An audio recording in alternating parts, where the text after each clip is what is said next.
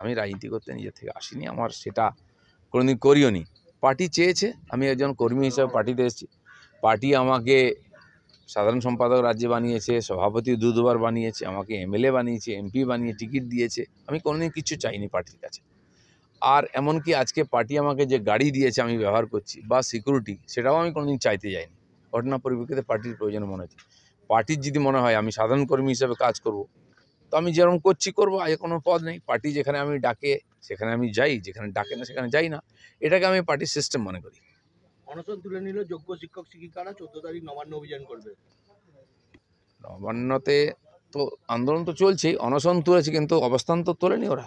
তাদের সে আন্দোলন চলছে, আন্দোলনের ধার বাড়ছে, কখনো ভার বাড়ছে, কিন্তু এই আন্দোলনের সঙ্গে আমরাও ছিলাম, আমরাও থাকবো। আর আন্দোলন সফল হোক সেই শুভকামনা আমরা দেবো। আমরা সবসময় দিলীপ ঘোষকে চমক দেখি, হঠাৎ করে কোনোদিন সকালে শুনবো না তো যে দিলীপ ঘোষ তৃণমূলে জয়েন করেছে। কল্পনা করতে তো পয়সা লাগে না, করো না। না মানে কল্পনা আমরা কি করব, মানে আপনি কি সেটা অনেকেই করছে, তো কেউ তো কল্পনা করে এটা বার করেছে।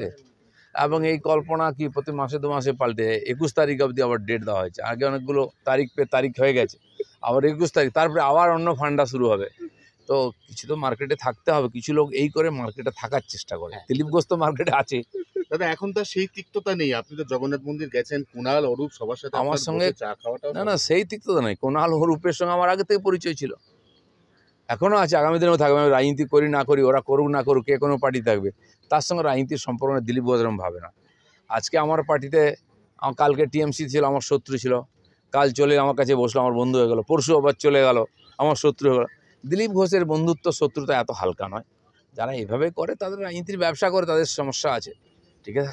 দিলীপ ঘোষের এরকম সমস্যা নেই। কিন্তু দাদা বলা হচ্ছে যে জগন্নাথ দেবকে সাক্ষী রেখে শ্রমিক ভট্টাচার্য বলছেন যে বঙ্গোপসাগরেই তৃণমূলকে বিসর্জন দেব, ওই জগন্নাথ মন্দিরে বিজেপির পক্ষ থেকে আপনি প্রতিনিধিত্ব করেছেন।